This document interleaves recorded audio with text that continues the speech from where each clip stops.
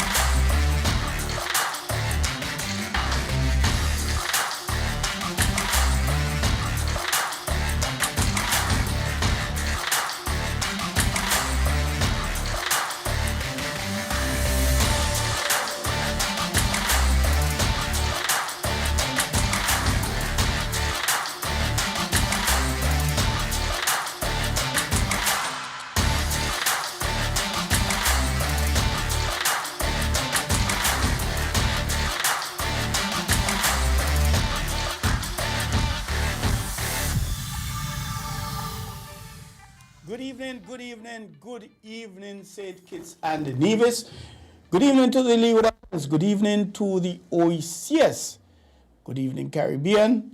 Hey, as a matter of fact, good morning, good afternoon, good evening, good night to you, wherever you are in your little corner of the world. Welcome to another edition of On the Ball here at WINN FM 98.9. Today is Tuesday, the 28th of April. Gosh, April has ended. The next time we are going to be speaking, hopefully, God's prayer, it will be next month in May. And that would mean that a third of the year has expired. 4 months already gone. Would you believe that, boy? I remember on the 1st of January, I was telling somebody, boy, the year nearly finished here. The person watched me and laugh. And look at us now. Look at us. And that's about 30, 60, about 120 something days done, gone. Could you imagine that, boy? But anyway, we're here and we're going to have some information to share with you. We have football, we're going to have basketball, we have cricket, a bit of track and field, and perhaps some netball. Because we were to have the St. Kitts and Nevis Netball Association last week, but we'll touch them. And, well, we're going to get out of the blocks because we're going to have our first guest in with us from about 7:15 or thereabout. That's another 9 minutes. And I could tell you this, the guest is already here and seated and waiting. And but the guest will have to wait. And you notice I didn't tell you whether it's a male or female. The guest will tell you all about his or herself when we get on. But if you're celebrating birthday today, we say happy birthday to you. If you're celebrating anniversaries, happy anniversary to you. And if you celebrated between last week Wednesday and yesterday Monday, happy birthday, happy belated birthday, happy belated anniversary to you. And of course, if you are celebrating, before you go there, Senator the Honorable Iseline Phillip, she turned 34, I think, sometime this week. And somehow I thought Senator Phillip was in the 20s. I don't know. But I guess she has that extremely youthful look about her. I really thought she was, and when I saw elections 3 years ago, I thought she was like 18, 19, 20. So I thought, and she was at ZIZ giving commentary on the elections. I thought it was an excellent idea to have a youth there. But wow, she's 34. I know she can't climb from 20-something to 34 in 3 years. So I guess back then she would have been like 30, 31 or thereabout. But happy belated birthday, Honorable Senator Iseline Phillip, and may you continue to go from strength to strength. If you're celebrating birthdays, anniversary between now and next week, Monday, happy birthday, happy anniversary in advance. If you have received something new, a promotion on the job, a new dog, a new bicycle, hey, who knows, maybe even a new hairdo, a new fingernail, pedicure, manicure, congratulations to you. And I'm hoping it was well deserved. Even a new baby in the family, congratulations and best wishes. On the somber side, so to speak, we have had some deaths, and not a sportsman, however, a national unsung hero. But let me take back that. A national icon here in St. Kitts and Nevis, the late King Elimat. He transitioned to the great beyond on Sunday. So he has gone with all the ability he has had to write, to produce, and to create music, be they instrumental, be they songs. And I think he produced for 2 bands, the Mussington Brothers out of Anguilla, and what's the band? There's a band, it's on my tip, out of, not Tartola, another, Anigada, Virgin God, I think it is. Another brass band. I like them bad, but I somehow can't remember their names. But anyway, he produced for those 2. And, the countless hits. Something like 11 national crowns and about 7 road march or thereabout. And it's unfortunate, especially since he has gone, and we haven't been able to give him any kudos. There has been the suggestion to name the George Street in Newtown, which is like the main street in Newtown, the Elimat Boulevard, Elimat Drive Avenue, whatever it is, the appropriate name. Some are saying he should have been knighted by now. As a matter of fact, some are saying he should have been a national hero for his contribution to culture, creative economy, whatever you want to call it. And I keep saying in the 70s and the 80s, before there was really a solid Ministry of Tourism and Minister of Tourism, there was Elimat, and there was Elimat and the GI's Brass. And it's unfortunate that he has gone and that has not happened. And more so, it's unfortunate that he slipped away from us overseas, because one of the things he wanted to do was come to St. Kitts, and we didn't have the capacity for his dialysis treatment. So, to the family of the late King Elimat, I know his sister Albertine, she's my chef. That's where I have lunch quite often, up in Newtown. And Mr. Lenny Lake, FIFA Technical Director out of Newtown, and all the family, friends, colleagues, neighbors, the community, entire community of Newtown, and his fan base, of course. And on behalf of WINN FM 98.9, the management and staff and board of directors, and of course, on behalf of yours truly, the sports journalist, and the On the Ball show, we extend condolences to all related, and we pray that you may find strength, comfort, peace, joy, and satisfaction from the many, many, many, many, many, many fun moments you shared with the late King Eli, and you would have captured, and you will cherish and forever hold dear in your heart. Condolences again, King Elimat. May he rest in peace. Still in the line of bereavement, Fighting Hunks, the late Fighting Hunks out of Connery. He slipped away from us last week as well. And he, a boxer. At one point, I thought he was the only boxer in St. Kitts. When I was a small boy, I keep hearing about Fighting Hunks out of Connery. And we say condolences to his family, friends, relatives, neighbors, his fans, supporters. And he will be missed because he always called into the radio shows. He had his view. As a matter of fact, there's an advertisement for a particular program where he said he voted for the two parties back then in St. Kitts before the advancement of the third party. So, an ardent sportsman. So condolences again to the family of the late Fighting Hunks, the community, the relatives, the fans, the supporters, on behalf of the management staff and the board of directors of WINN FM 98.9, and myself, sports journalist, and the host of the On the Ball Show, 2-hour sports show, heard every Tuesday night from 7 to 9 p.m. And we say condolences, and we pray that you find strength, peace, joy, comfort, and satisfaction in the many, many, very many moments you shared and will forever cherish, and which you will hold dear to your heart. And we recall a few weeks ago, the late Calvin James CJ, he transitioned to the great beyond. Haven't heard anything about his funeral as yet, but if you by chance you're hearing anything, please give me a call, 668-2055, because he slipped away about 3 weeks ago, thereabout. So please let us know. And do we have anybody who would have slipped away from us recently? Oh, Jermaine Clark.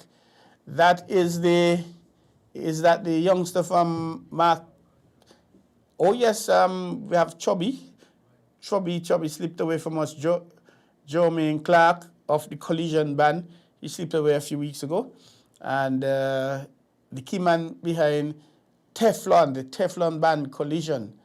And he was the singer for the Road March, Show Me Your Keys, Give Me Your Keys, not Keys to the City.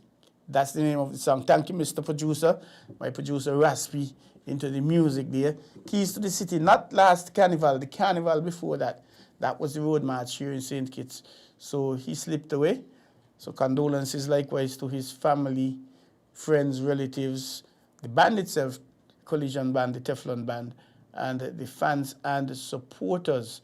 And a gentleman from the sports department, he passed on the weekend. I can't remember his name. I think he's from Market Street, somewhere in that Market Street area. And that's a different one. The footballer who plays for Spurs, he too passed at the incident up at the nightclub up Lime Keel. But this gentleman passed. He was a groundsman, I think, at the Department of Sports. I'm not remembering his name, but condolences to all of them, the family, friends, supporters, neighbors, relatives, fans, and of course to the Department of Sports and to Skellig Garden Hotspurs. He would have worked with them, worked hard to get them to place second in the first division and be promoted to the Premiership. And it's unfortunate he slipped away, so he wouldn't get an opportunity to play with them in the Premiership, but condolences nonetheless. And we are setting up to go for our interview, and our guest is here, really ready to go. So let us take a break, and we will be back in a second, and we will get into our interview. To know what's happening in sport, tune into On the Ball, a weekly tour show which is on WINN FM 98.9 every Tuesday from 7 to 9 p.m. with me, your host, Troy Bif Mills. We will keep you on the ball with our variety of guests and, of course, your calls, discussing the facts and the stats and sharing your opinions. Get on the ball and stay on the ball by tuning into On the Ball with Troy Bif Mills on WINN FM 98.9 every Tuesday night from 7 to 9 p.m. and also on Facebook and YouTube. Be on the ball.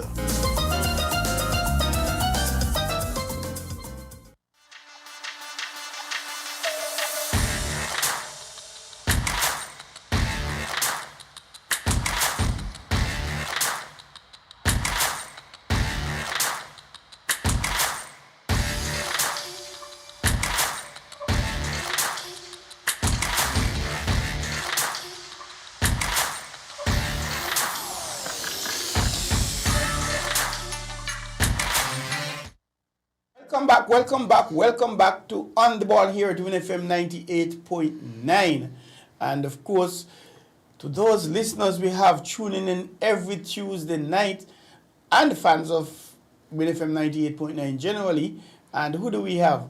We have Montclair Samuel or Tito up there in Canada. Hey Tito, good night. How are you, my boy? No doubt he's having a hot coffee in the cold weather. I think it should be getting a little warm right now up in Canada. And so, I mean, nothing is wrong with having a hot coffee in a cold coffee when the place is cold. So we have Tito up there. Who do we have? We have Anna Hall over there in Keon. How are you, Anna? Hope you're recovering nicely. We have Lornette Somerset in Keon as well. How are you, Sonnet? Lornette, congratulations. She's from... Oh, no, not congratulations. You have my...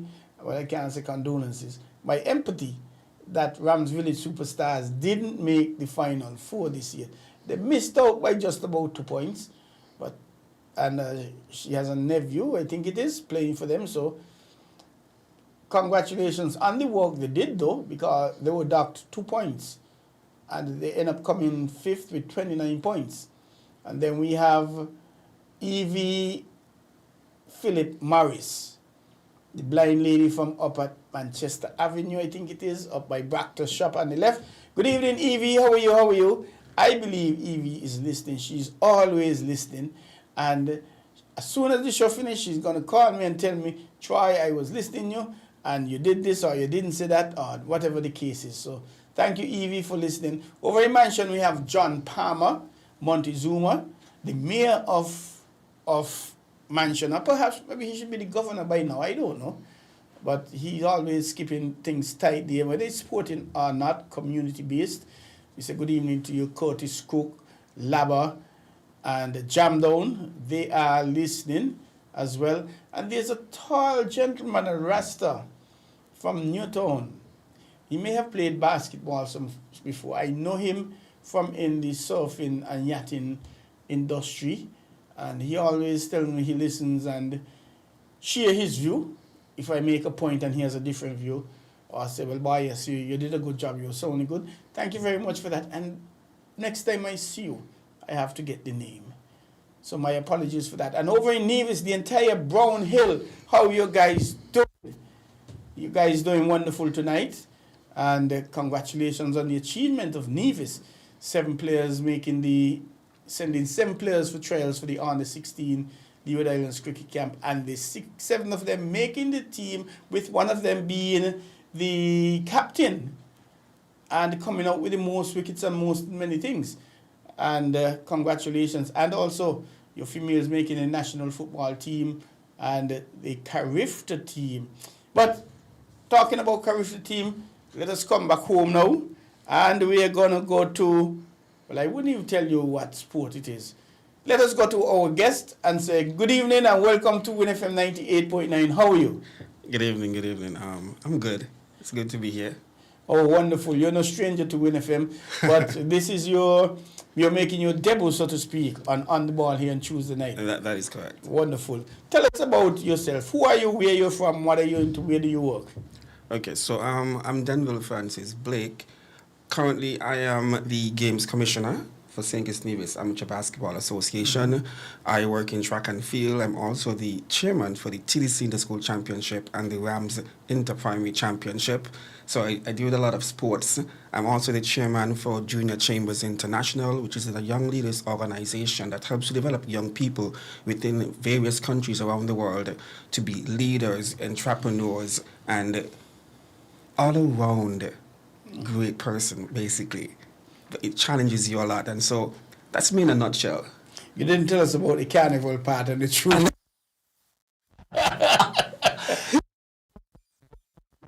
Yeah. If it's one man, But I'm an ultra fan. I'm all ultra since the day it Ultra to created. the world. Ultra every day, every time, every minute. Can't change. Oh, okay. Yeah.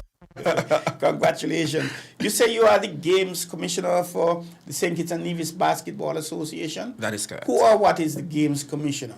So, well, just recently I was appointed a month ago as the new Games Commissioner. The Games Commissioner is basically the body that governs the games and the sports on behalf of the executive body. So basically, I make sure that the matches and venues are prepared, make sure they start on time. I supervise the desk officials as well as the referees, make sure all games are running in the conduct they're supposed to in regards to the rules that governs the sport. That sounds like a lot of work, man. Trust me. That sounds like if games start in 6 o'clock, it sounds like you're supposed to be up there from about 3 o'clock, 4 o'clock? I'm there from 4:30 at times. Wow. Making sure everything is as it is. I send reminders to all the referees, etc., you know.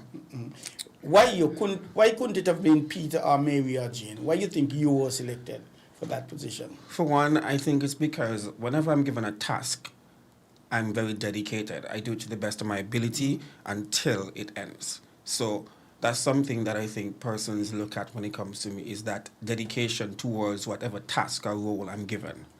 That's wonderful. Basketball has been in St. Kitts and Nevis from time immemorial, I should say. I played in the youth division, well, and I played loosely when the youth division was created. Barman Hanley, James Barman Hanley was the man. Yes, he's still around. Created, and he's still around, boy, Yes. Barman, boy. He should be the governor or the mayor of Dorset. Yeah, I think so too, or the president. Yeah, he was the one who, I think, orchestrated it. I don't know where he was in terms of the St. Kitts and Nevis Basketball Association at the time, if he was president or what. But Sandy Point High School entered, we were the SPHS Rockets. But I was more the guy to carry the water and keep the bench warm. So I was the bench chemist. Because well, big up to James, you know, like he's really amazing. And like I said, I was the deputy games commissioner for a few years as well until I left to really focus more on what I was doing with track and field, and now I'm back. Okay.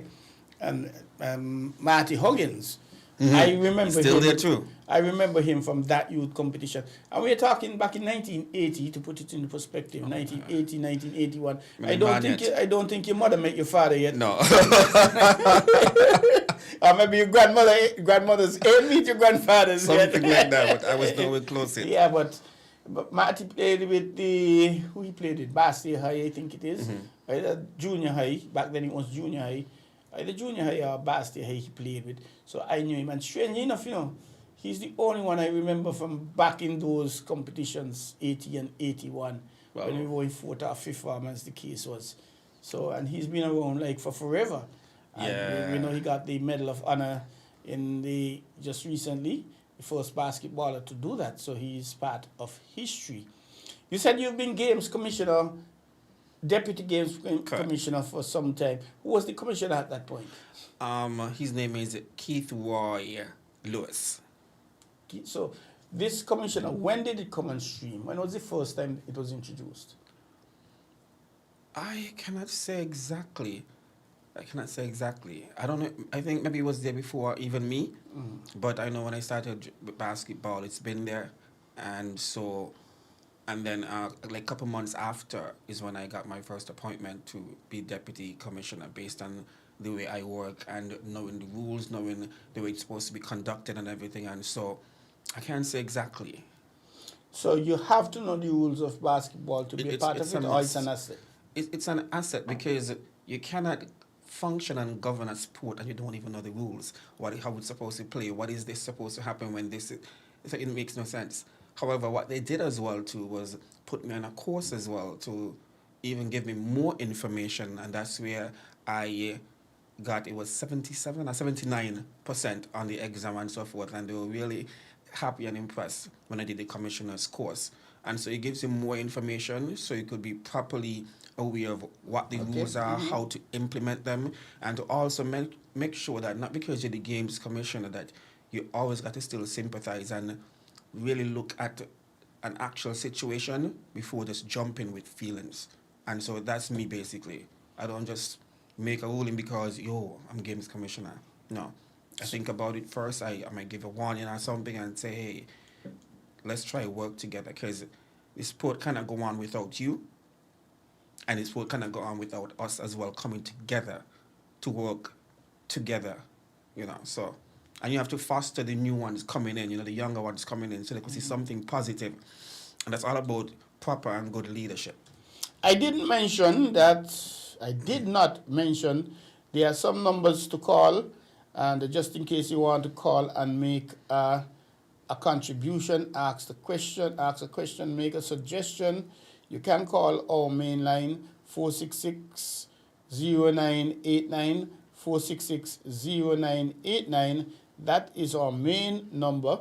And if you are calling from the UK, we have a number for you as well. That number is, just give me a second and I'll get it for you. And there's also a number for the US and Canada. Now, where are these? I just had them here. And why are you giving me trouble, guys? Why are you giving me trouble? But I'm going to get them for you. And you can call in, make your suggestions, ask Denville a question or three, as the case may be. And, oh dear me, I'll got to get back to that. Maybe next week I'll have to pull it up. But the funny thing is, here we are. And it is, in the UK, you call 033-344-0065. So if you're calling from the UK, you dial 033-344-0065. And in the US of A, you dial 718-285-6984, 718-285-6984. And if you're further up north in Canada, you will dial to get us 305-921-4619. You will dial 305-921-4619. And we are streaming on Facebook as well as YouTube. So you could tune in there and perhaps get an idea, if you don't know, of the person who's talking, the short, the bald head guy, etc., who's from SP, where the best be. So you can tune in and be a part of it. Or if you're shy, if you're like me, I tell people I'm shy, but I don't believe I'm doing a good job convincing anybody. But I am shy. But if you're shy and don't want to go live, you can send me a WhatsApp, 668-2055, 668-2055. You can send me a WhatsApp.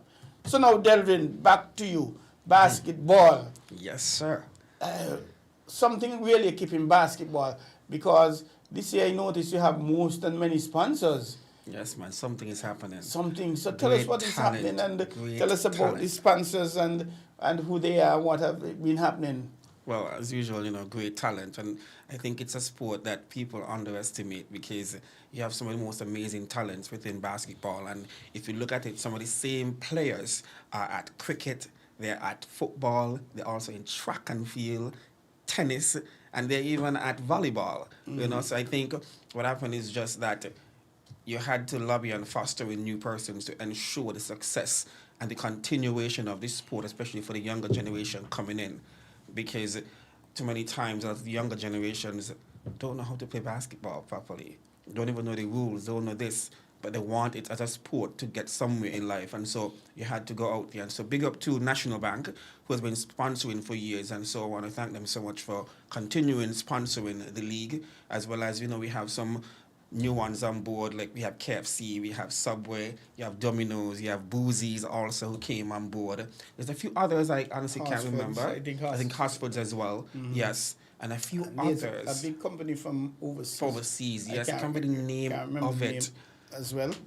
But hey, whatever you happen, I am planning to ask a meeting and see if we could get some sponsors or get them involved in table tennis. Yes, that would be not great. to take them away from you, but hey, you got some big sponsors there. We need more still.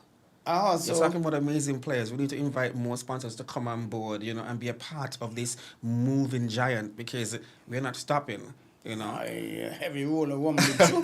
And now with the advent of the 3x3 basketball. That is correct. And that St. Kitts and Nevis have been participating in. That is correct. And it's moving great. I think you should be having a tournament sometime coming up coming up soon, yes. That's wonderful.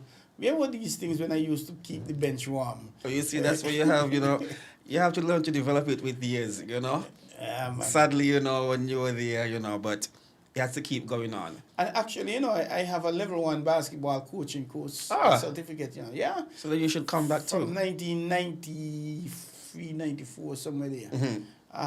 Well, I am heavily involved in football and cricket, and we are forming a new cricket umpires and scoring association, SCUSA.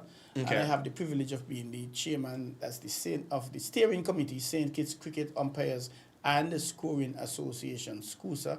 Sounds good. I'm a referee assessor, and I'm also the president of the St. Kitts and Nevis Table Tennis Association. Oh, for real? So I think if I get into... I did not know that. Yeah, if I get into basketball, I think I'll just melt away. too many pieces. So I'll dabble there with that, and I try a little thing playing with a string band as well. So, and you should definitely come and give basketball a try. I mean, it's absolutely amazing. The energy, the atmosphere, it's absolutely amazing. And I mean, everybody should come out and check out basketball. It's just $5 EC to get in.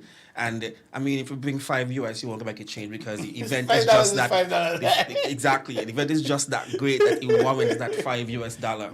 When are games played? Games are played. The A-League. You have how many divisions? We have 2 divisions currently. Well, 3, but right now we have 2 playing because one is finished already, which is the Junior League. And who won the Junior League? The Junior League was won by ASC Jayhawks. Achievers Sports Club Jayhawks. Yes. That's Rommel Tobias, yes. Correct. Congratulations, Rommel. You've been doing a wonderful job. Keep it up, because I think they have a junior team. But their coach is also Sheldon. I don't want to forget Sheldon Blake, who has been coaching them and managing the junior team. So, bigs up to him. Which team was second?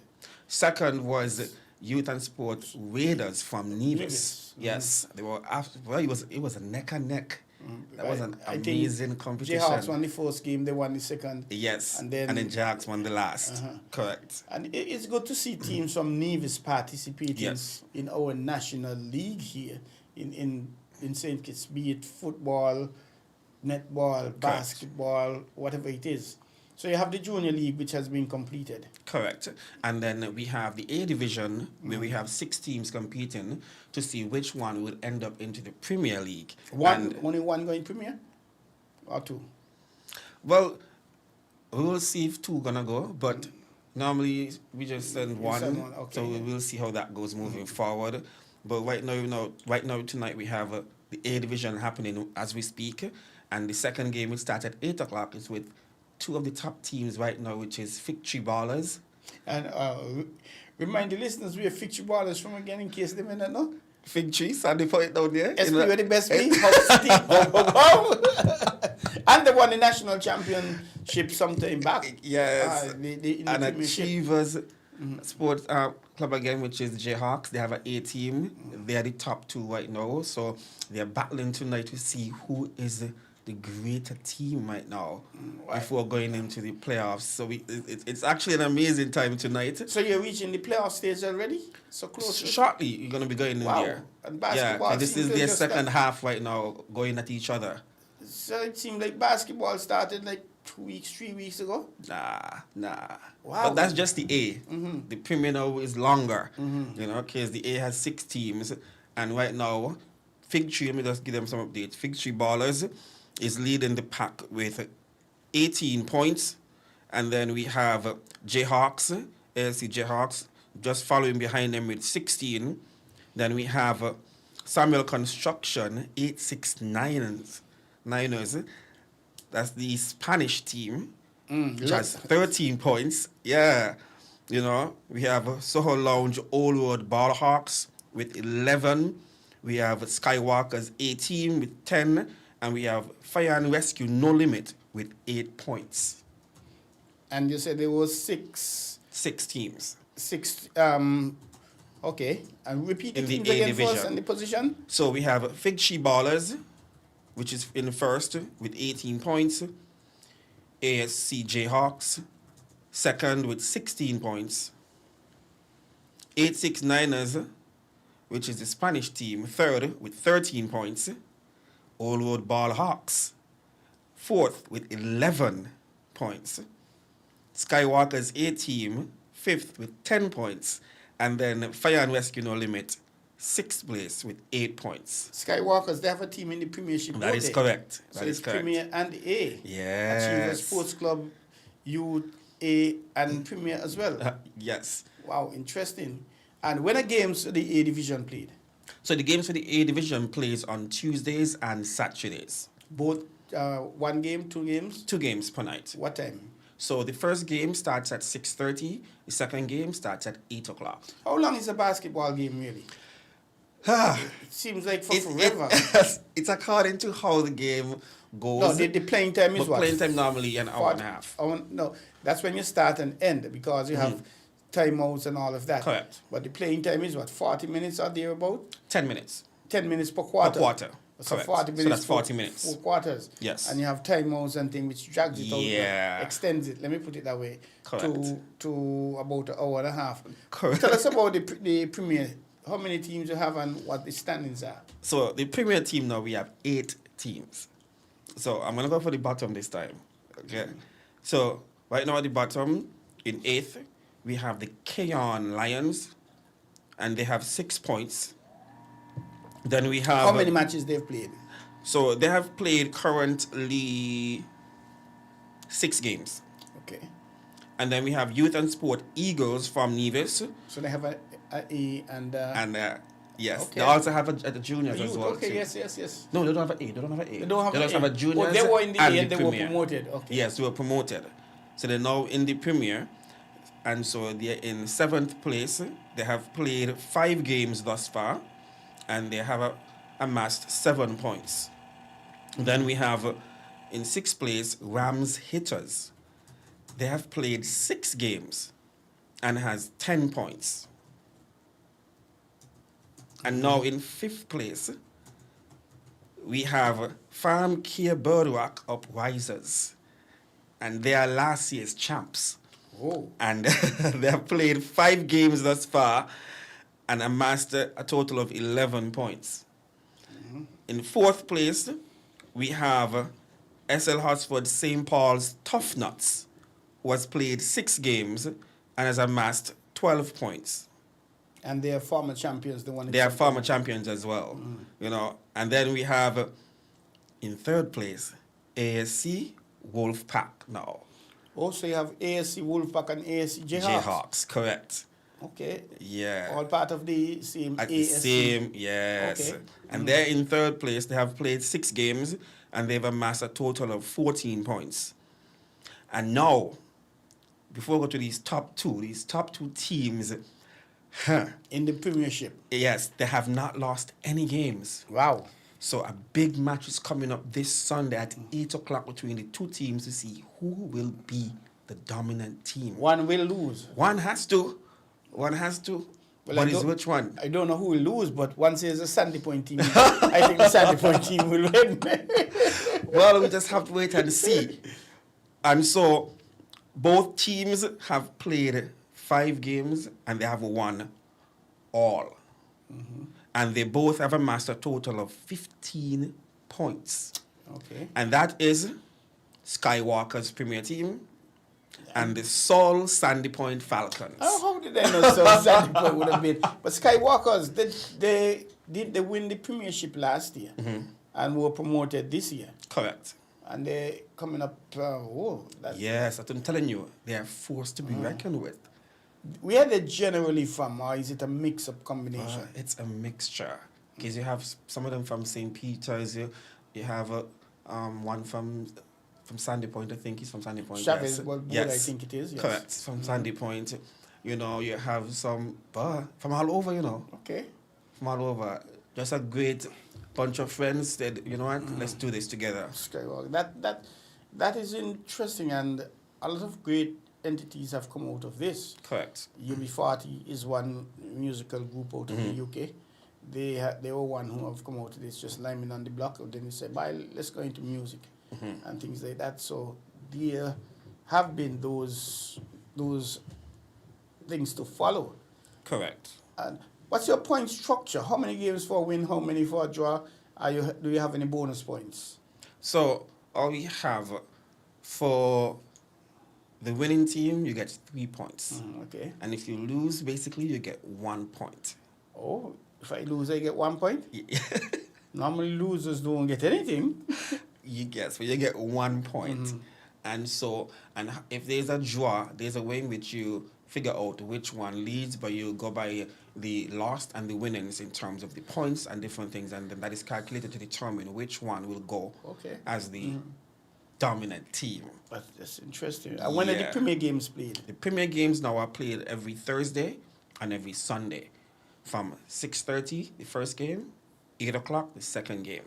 And let me remind you again, Sunday at 8 o'clock is the big champs of champs with the 2 dominant teams for the Premier. So come on out. It's only 5 EC, but if you bring 5 US, you know, you'll still get in, but you just won't get back any change. You know. And of course, you're invited to bring your friends and family, boyfriends, girlfriends, and even the in-laws and things like that. And Correct. so the Premier games are Thursdays and Sundays, and when the A games are Tuesdays and when?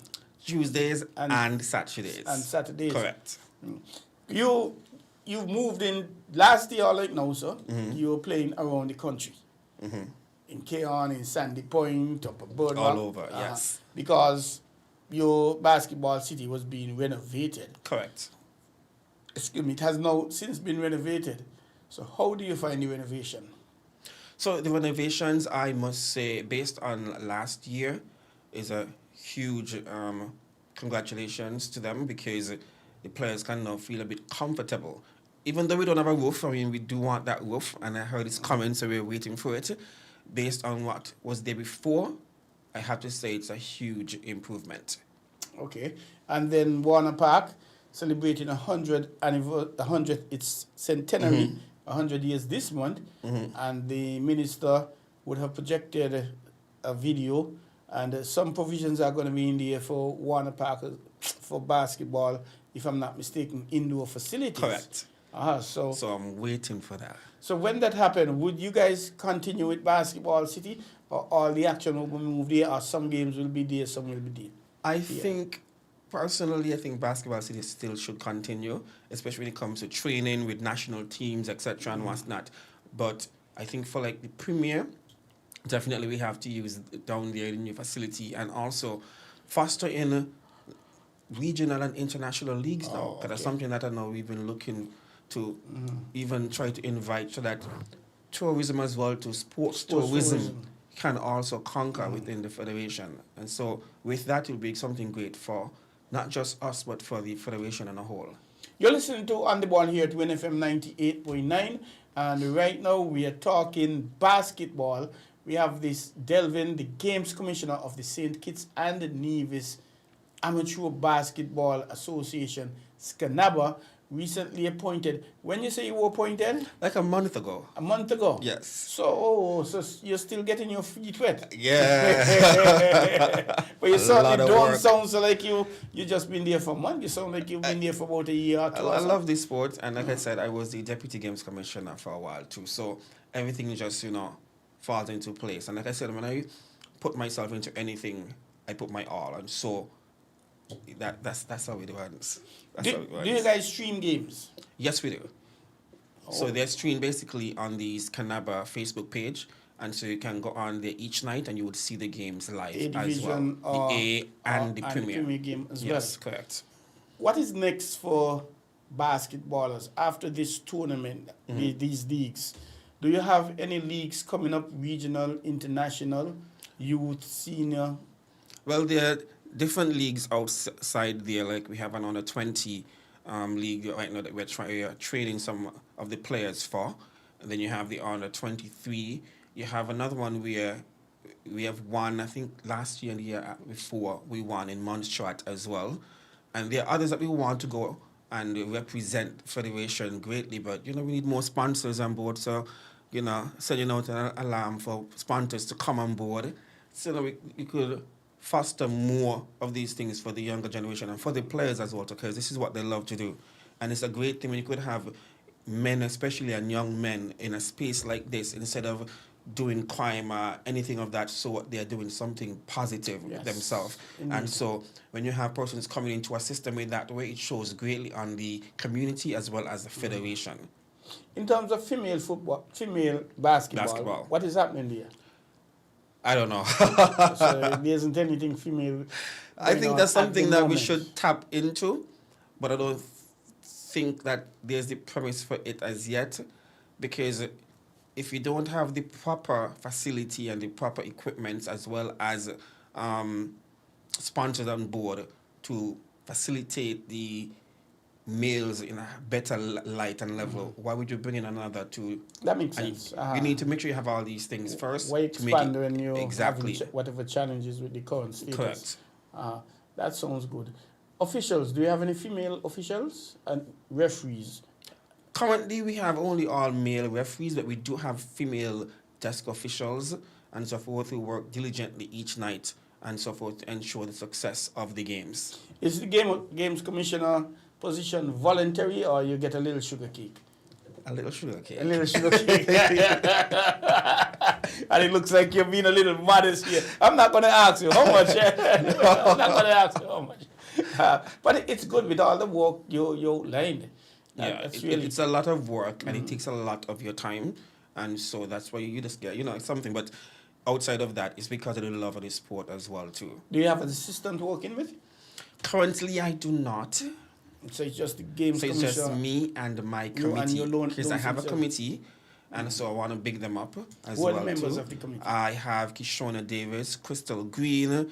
We have Davy Bedford, who is one of my referees as well too. And we have Leston Wilshire, who's also one of my referees and a player. Okay. I'm part of the team. And so, he sounds like he's from Keon. He's from Sandy Point. Oh, he's from oh, man. SP, where the best be? Hub City, Hub. Yeah, we work and he's really a national well together. Player. Yes. Mm-hmm, okay. He's a national player, amazing player and amazing friend as well too. So big up to the four of them. I make the five, and we've been doing a great job. And big up to the Farmer Games Commissioner as well too, who was there and doing a fine job as well. Basketball in schools. It needs to come back. Yes, it needs to happen. Just today, we were talking about it as well too, that this needs to happen because that is where a lot of the younger players now and students learn more about the sport. Because in the junior league, we realize a lot of them are lacking from the information and how the sport is really played because there's no foundation. And so we need to set up foundation, a grassroots program or something to really foster in those players from the primary school to the high schools, etc. So I think it's needed. Right now, the Cricket Association, St. Kitts Cricket Association, they started a league, a two-day league. We introduced it after some 20 plus years or thereabout, give or take.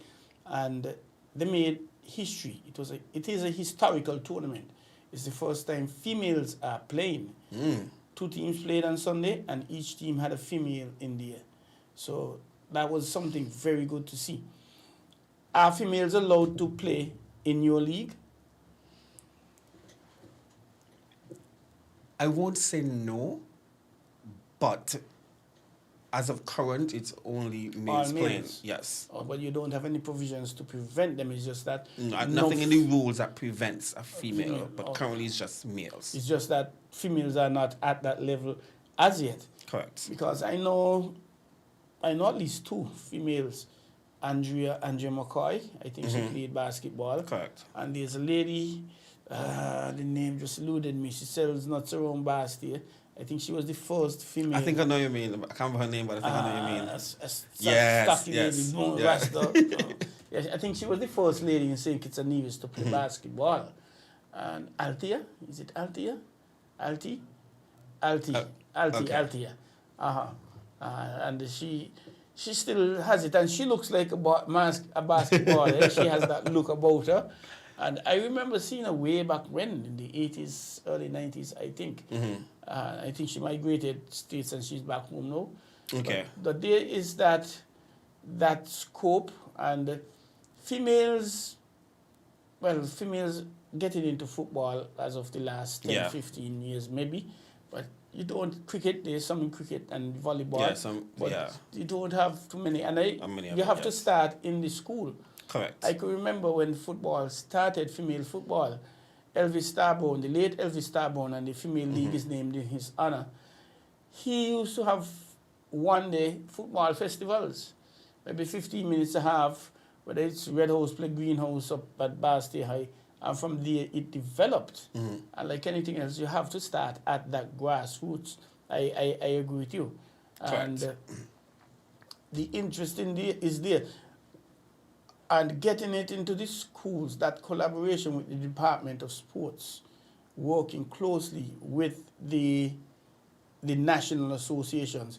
Do you have any basketball coaches working in the school system, the national, with the Department of Sports? I've never seen any, sadly. Okay. I think the system has changed too. They don't have any dedicated basketball players or basketball coaches or cricket coaches, volleyball coaches. I think they do most than many, because there's a gentleman who's the vice president of the St. Kitts and Nevis Table Tennis Association, Shaqwan Hodge. He coaches. Yeah, he's amazing. Yeah, he coaches basketball, he coaches volleyball, and of course table tennis. And so I know of him, and I know other persons. I know Shanda, our FIFA referee. She's a coach as well. So there is that scope. And do you think we'll ever get to a professional league here in basketball in St. Kitts? Yes. So but it just needs that support. Is that something needs a new diversity in terms of looking at structures and stuff to implement and to in place. And it's not going to happen without that proper facility, because that's something that the FIBA is going to be looking at. And if we don't have it, because people are going to come here to play international and regional games, those kind of leagues, and then win far, nobody everyone and scatter and game call off, can't happen. Yeah, I'm professional. That's not gonna So you need a proper facility to host these tournaments and championships, etc., which again fosters sports tourism. Of course. So it works hand in hand. So work with us and we work with you. That makes a partnership. Yes. I wouldn't say I've been ranting and raving, but my road march is the government. And let me start a different way. In Trinidad and Tobago and Barbados, they have a system, from what I'm understanding, where they encourage companies to sponsor things, sponsor schools, sponsor plays, sponsor calypsonians, track and field, table tennis, what have you. And at the end of the day, if the amount of sponsorship is like, say, $1 million, I don't know, and I'm picking a figure from the year, and at the end of the financial year, they are supposed to be taxed on $10 million, the profit after tax, before tax, however they do it. So what the government will say, okay, show me your records of sponsorship. Oh, yes, $1 million. Therefore, we're going to multiply that by 3. That's 3 million. Subtract it from the 10 million. So you're only going to be charged taxes on that 7 million. You only spent 1 million, so you're getting that 2 million. That's the incentive for coming on sponsorship. And that's something I really desperately like to see here in St. Kitts and the Nevis. It's something to look into, legislation, getting the Horsfords and the Horsfords, the Valley Marts, Ashley, whatever, Digicel, Flow, who have you, coming on board and National Bank and sponsoring these. And it doesn't mean you have to be a big company. It could be a small company. But the government has to put the systems in place to allow that. And the sooner we do it, all the steel bands might very well find themselves in a sponsor. And there was a netball championship in Trinidad 2 weeks ago on the 16th. We didn't have a team in it, regrettably. I understand it. The ladies were training from since January, and they expect in negotiations, discussions with government, they said, yes, we're going to work with you.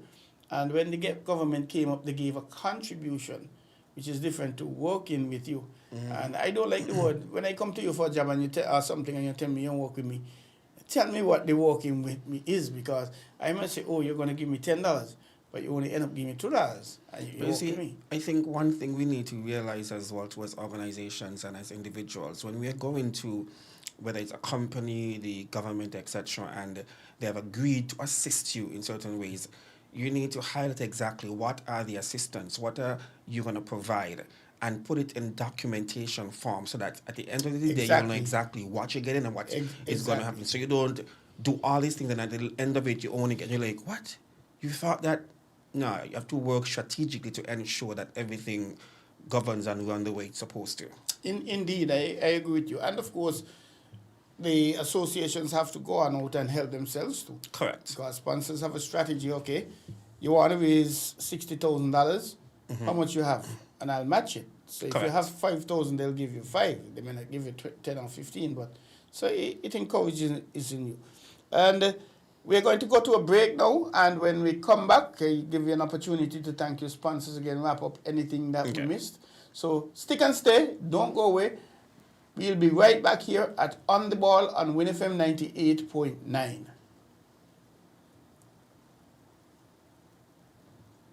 Do you want to know what's happening in sport? Tune into On The Ball, a weekly tour show which is on WINN FM 98.9 every Tuesday from 7 to 9 p.m. with me, your host, Troy Bif Mills. We will keep you on the ball with our variety of guests and, of course, your calls, discussing the facts and the stats and sharing your opinions. Get on the ball and stay on the ball by tuning into On The Ball with Troy Bif Mills on WINN FM 98.9 every Tuesday night from 7 to 9 p.m. and also on Facebook and YouTube. Be on the ball. Heritage matters to me. Heritage matters to you. Join me, Percival Hanley, this coming Friday and every other Friday at 10 a.m. to 12 noon for Heritage Matters on WINN Media SKN 98.9. Heritage matters to me. Heritage matters to you. Do you want to know what's happening in sport? Tune into On The Ball, a weekly tour show which is on WINN FM 98.9 every Tuesday from 7 to 9 p.m. with me, your host, Troy Bif Mills. We will keep you on the ball with our variety of guests and, of course, your calls, discussing the facts and the stats and sharing your opinions. Get on the ball and stay on the ball by tuning into On The Ball with Troy Bif Mills on WINN FM 98.9 every Tuesday night from 7 to 9 p.m. and also on Facebook and YouTube. Be on the ball.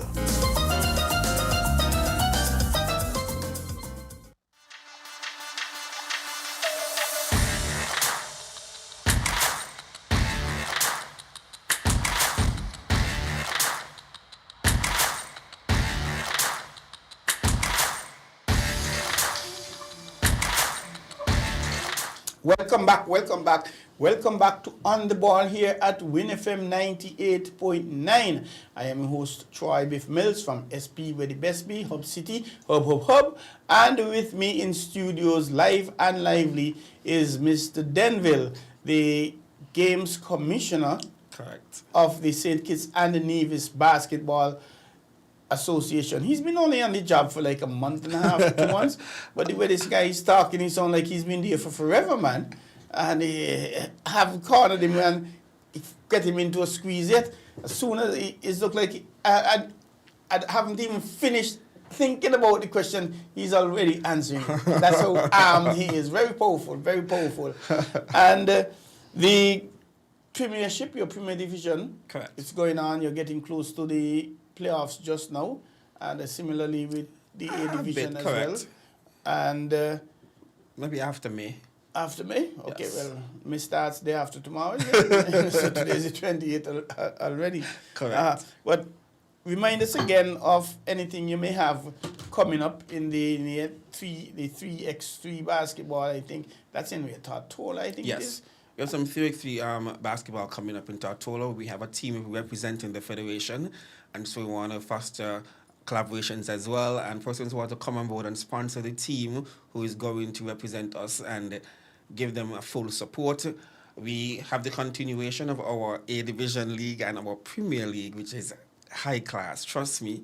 And then also let me just highlight the Premier team of the past 2 weeks, because every 2 weeks the team of that 2 weeks gets something from Domino's. And so I want to big up to Skywalkers, the Premier team, who was the Premier team for the past 2 weeks, amassing huge points, rebounds, assists, steals, and blocks. And so they became the dominant team for the past 2 weeks. And then also our Premier Player of the Week. Every week is a Player of the Week. And that comes from SL Hotspur's St. Paul's Tough Nuts, Mr. Tivadi Herbert. And he amassed 31 points, 21 rebounds, 3 assists, 5 steals, and 3 blocks. Okay, wonderful. And then you have the A Division, our Super Scorer of the Week, who is Mr. Davik Osborne, who's from AFC Jayhawks, and amassed a total of 39 points.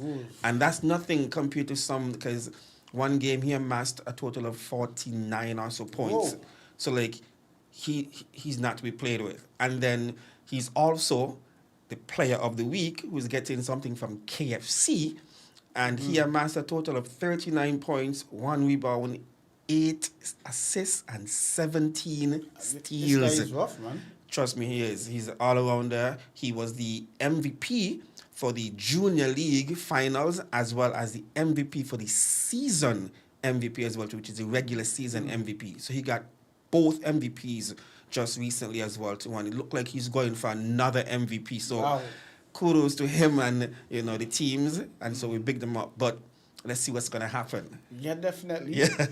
And anybody wanting to volunteer, make a contribution to Skanaba, who do they contact? So anybody wants to collaborate or anything with Skanaba, you could reach out to us at Skanaba basically at gmail.com. And then you could also reach out to Mr. Glenville Jeffords, who is the president of Skanaba, Mr. Wendell. You want to give the numbers? Okay. Okay, let me give their numbers. I'm sorry. Just so that you guys can, So you could reach out to Mr. Glenville Jeffords at 662-2827. He is the president of the St. Davis Amateur Basketball Association, or the general secretary, which is Miss Kida, who's from Nevis. So you Nevis. see, Nevis, the general wonderful. secretary That's from excellent. Nevis. And her number is 661-1928. Or you can reach out to the public relations officer, Mr. Sean Crossley, whose number is 764-2117. And if you would like to join the refereeing or desk officials pool, you reach out to me, and my number is 660-5527. Don't message me after 8 o'clock, but and don't message me before 8 o'clock. At Before AM. 8 in the morning? Yes. Oh, so it's 8 to 8? Yes, sir. Okay. But that's really it. Well, it sounds like something I keep, a lot of things I keep Something in basketball. Yes. I think it's a Nevis Amateur Basketball Association. Correct. And we're looking forward to hearing tremendous things from Skanaba. A lot of young players getting involved in it, which is a very good thing. And Mr. Glenn Jeffers and his team, they are doing a wonderful job. Correct. So we have to congratulate them and congratulate you on your appointment as Thank you so much. Games Commissioner, Match Correct. Commissioner, which is it? Games Commissioner. Games Commissioner. Yeah, it's a huge word. Yes, a huge responsibility as Yes. well. And we thank you for making time out to be here with us on WINN FM 98.9 Thank you for live having me. and lively. And we wish you the best for your continued safe and successful league. But just before you run away again, you want to give those numbers for anybody to contact? Okay, let me go back in and give those numbers again. And in the meantime, remember, I want to also thank all of our sponsors who has come on board this year, especially to ensure the success of the league. But massive shout out to National Bank, who has been there for years sponsoring. But let's not forget all the others. I can't remember all, but I know we have, like I said, Boozies, Subway, KFC, I didn't realize there's a Subway back in St. Kitts. Yes, it is, down at the food court. I have to check it out, man. I've had it twice. Wow. Yes, I'm glad it's back. The last time it was up at the corner of Kearn Street and 4th Street. Victoria Road. Well, Victoria Road, yes, going up, correct. So Subway is back down at Port Zante Food Court. Zante, where at Port Zante? At the food court. At the food court? Yes. Which one the food court? Oh no, Well, there's only one food court. So you can't miss it. It's going to be right there. Okay. But once again, if you want to reach out to Scanaba about any sponsorship, etc., please reach out to Mr. Glenville Jeffords, the president, at 662-2827, or you can reach out to Kida, who is the general secretary, who is 661-1928, or you can reach out to Sean Crossley, who is the public relations officer, at 764-2117. And if you would like to be a referee or desk official, you can reach out to me at 660-5527. Denville, we appreciate it. Thanks a lot for being here. Thank you for having me as well. Congratulations on the work that you guys have been doing in basketball, and also with the league and the administration of the league.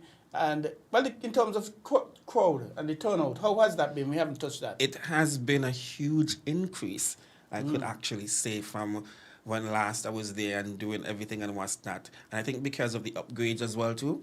But, we still need the roof. But other than that, the crowd has been coming out. Okay. We want more though, but the crowd has been coming out. It's $5? $5 EC, but as I said, if you bring $5 US, you won't get back a change. But what about children? It's $5 EC. $5 EC, okay. Just then. $5 EC. $5 EC. Yeah, just $5 EC. Fair enough. And the games remind us of what days, what games are played again? So the A Division, currently, they're playing on Tuesdays and Saturdays. And the Premier League, they're playing on Thursdays and Sundays. And the times are 6:30, first game, and 8 o'clock, second game.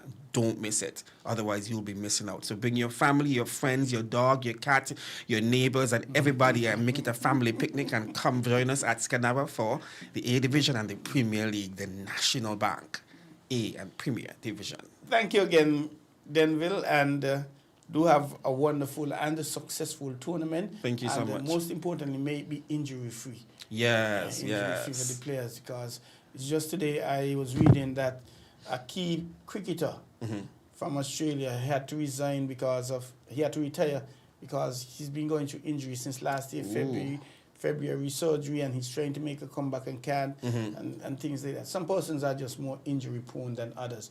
But best wishes to you. You're listening to On the Ball here at WINN FM 98.9. We just had with us Denville from the St. Kitts and Nevis Amateur Basketball Association, the Games Commissioner, and he did a wonderful job repping the Scanaba, and as he is doing. So wish them all the best, and they gave them numbers. You can give them a call and find out how you could assist, how you could contribute, how you could volunteer even. And we're going to take a break. Stick and stay. Don't go away. We will be right back shortly. Stick and stay. Don't go away. Do you want to know what's happening in sport? Tune into On the Ball, a weekly tour show which is on WINN FM 98.9 every Tuesday from 7 to 9 p.m. with me, your host, Troy Bif Mills. We will keep you on the ball with our variety of guests and, of course, your calls, discussing the facts and the stats and sharing your opinions. Get on the ball and stay on the ball by tuning into On the Ball with Troy Bif Mills on WINN FM 98.9 every Tuesday night from 7 to 9 p.m. and also on Facebook and YouTube. Be on the ball.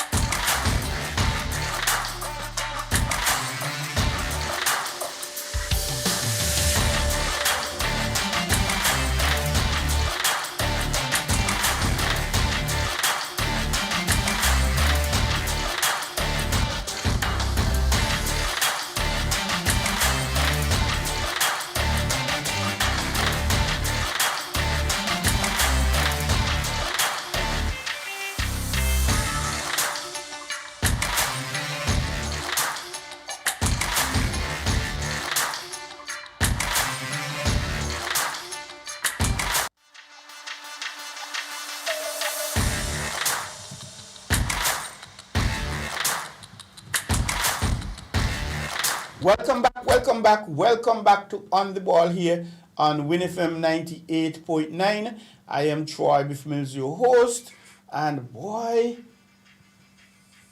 I know 14 minutes have expired so far, so we only have 46 minutes left. But what we're going to do, we are going to make the best of it. And we're going to jump from basketball and go over to football. And let us hear a report from Mr. Andre Huey. And we have three reports we're going to be jamming in. We're going to do the first report and from Andre Huey, where he's reporting on the Premier League in the first division.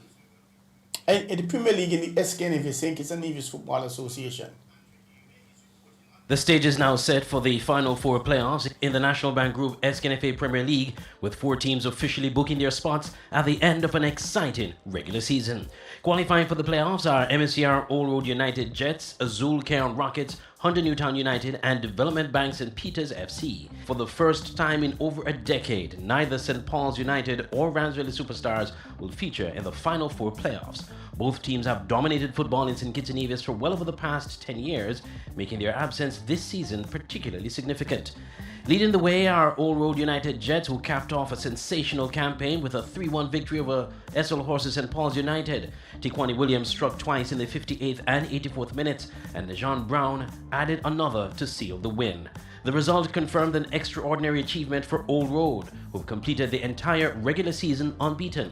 It marks the first time a team has accomplished the feat in the Premier League era since Garden Hotspurs did it back in 2009, highlighting the dominance of this current Old Road team. Azul Cairn Rockets also made a strong statement headed into the playoff, cruising to a 4-0 victory over Newtown United. Kareem Knight netted a brace with Ronald Williams and Mervyn Lewis also getting on the score sheet. The last-minute goal lifted them over 100 Newtown United into second place on goal difference, which may prove pivotal in the playoffs. Meanwhile, Development Bank St. Peters FC secured their place with a 4-2 win over TGE DB Eagles on Sunday, April 26th. Kareem Simmons led the charge with 2 goals, supported by Taekwon Terrell and Aidan Nurse. Coach Wayne Phillip of St. Peters said while he was happy with the win, he felt the performance could have been better. Well, at the same time, I want to congratulate the team on the winning. Although I'm very much disappointed in the results, I think the guys didn't show their guts and the capabilities, because we know what they're capable of, and we didn't feel that they gave the fight that they're supposed to. On Saturday, April 25th, Ramsville Superstars ended their Premier League campaign with a convincing 4-1 victory over Tropical Blossom Hot Spring Bath United, while St. Kitts Concrete Masters Sandy Point and Saul Island Auto Supplies Connery played to an entertaining 3-3 draw. Coach of Village Jeffrey Pedro Hazel commented on his team's performance. But I think we would have done pretty well for the season. Some objectives were achieved, some, were not. We have ourselves in this position, basically. There are some games we knew that we should have won. We either drew them or we lost. So we have to work on our game management. That's something that we definitely have to work on and keep going. It was a long season for us. For Bath United, who have now been relegated to Division 1 football, coach Alex Claxton took the result on Saturday in strides. At the end of the day, it's who scored the most goals.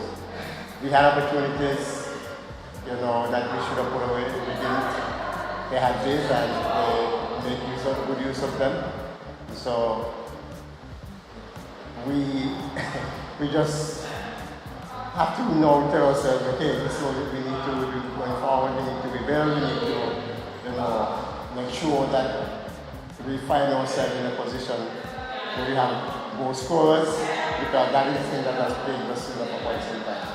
So the regular season now ended, paving the way for the playoffs. Let's take a look at the league table. After 18 matches, MSCR Old Road United Jets are undefeated with 50 points. They won 16 matches, drew 2, losing none. Azul Cairn Rockets in second place with 34 points, tied on the same number of points with Hunter Newtown United, but with a higher goal difference of plus 13 to plus 12. So that last goal from Cairn coming in quite pivotal to have them leapfrog to second place. Development Bank St. Peters FC are in fourth with 31 points. Outside the playoff zone in fifth position, Ramsville Superstars with 29 points. In sixth, SL Horses St. Paul's United, the defending champions, with 28 points. Song Island Auto Supplies Connery FC in 7th position with 16 points.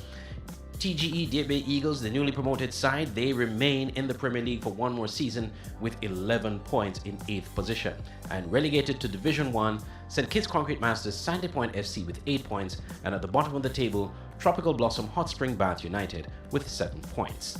With history already made in the regular season, attention now turns to the Final Four playoffs, which begins on Saturday, May 2nd at the National Bank Group Technical Center.